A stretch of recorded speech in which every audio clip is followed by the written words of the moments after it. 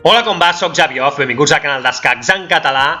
Avui farem un nou vídeo de tàctica i avui us porto una partida personal, un final de partida, un endgame en anglès, on jo amb negres tenia 2 peons d'avantatge, per tant, al tindre 2 peons d'avantatge, doncs em veia amb l'obligació moral de guanyar, no? Tot i que el blanc, aquí, el meu rival, està construint una fortalesa. Què vol dir això de construir una fortalesa amb escacs? Doncs vol dir fixar la posició, bloquejar la posició, evitar avançament, evitar que jo pugui avançar i tot desitjant que s'esdevinguin unes taules per repetició de moviments. Entesos? Llavors, jo aquí tinc a A4 un peó passat, però el meu rival m'impedeix l'avançament d'aquest peó amb aquesta torre que sembla ser que no té cap intenció d'apartar aquesta torre d'aquí. Entesos?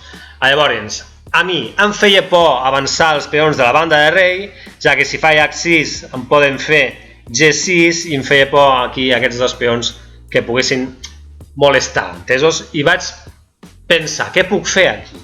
Taules? No, vull guanyar perquè tinc 2 peons d'avantatge. Doncs vaig pensar que aquest rei podria fer una excursió cap a la columna H i vindre a matar el peó d'H4 d'alguna manera, i després un cop mato el peó d'H4 tinc un altre peó passat a la columna H i així doncs intentar la victòria.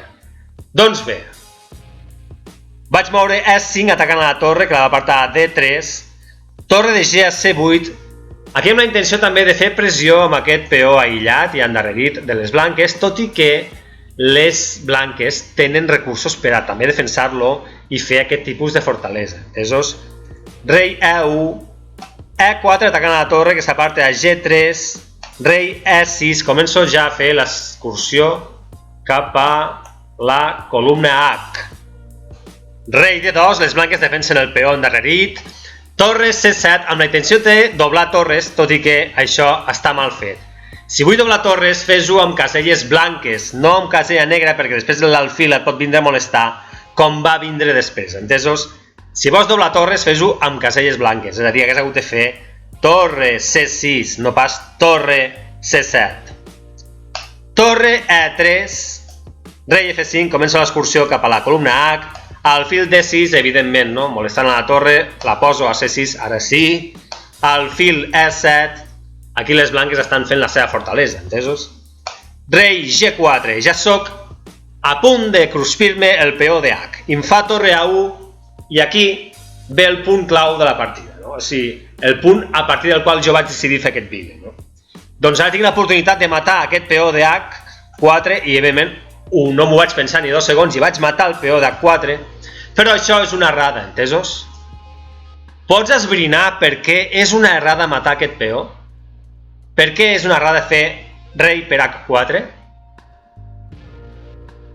Enhorabona si has trobat el perquè. Ets un excel·lent atrapador de reis. Aquí les blanques em van fer la fineta, torre G1. Brutal. Rei atrapat. O sigui, em vaig quedar amb un pam de nas. Dic, ostres, què acabo de fer? M'acaba d'atrapar el rei i estic a punt de perdre. Perquè, clar, ara el rei no pot abandonar la columna H perquè hi ha aquesta torre, diguem-ne, barrant el pas. I ara les blanques només els hi cal fer torre cap a E2 i després, pam, escac i mat de torres paral·leles. Entesos?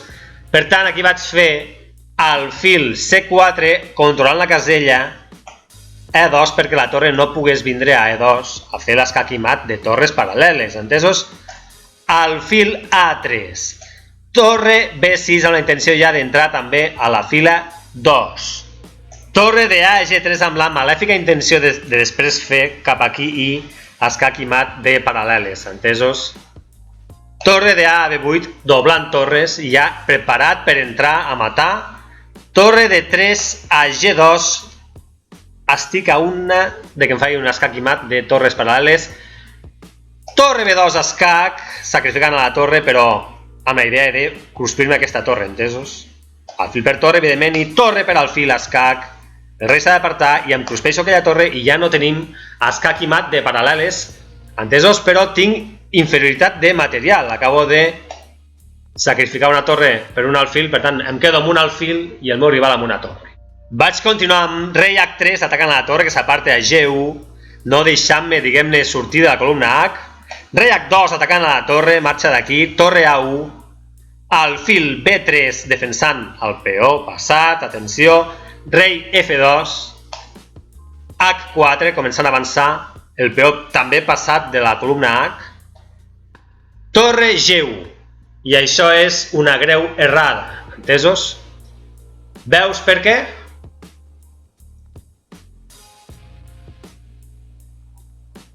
Doncs enhorabona si ho has vist, ets un excel·lent, diguem-ne, desviador de rei. Aquest rei blanc està defensant a la torre blanca, per tant el que hem de fer és atacar aquest rei perquè aquest rei s'aparti d'aquesta defensa i així nosaltres podem menjar la torre. És a dir, vaig fer E3 escac, tot desitjant que s'encruspís el peó i si s'encruspís el peó li menjo la torre. Entesos? Ell es va cruspir el peó, jo vaig menjar la torre i es va rendir. Però anem a analitzar què hagués passat si... O sigui, li estic fent un escac, per tant aquí ha de fer alguna cosa el rei, s'ha de moure.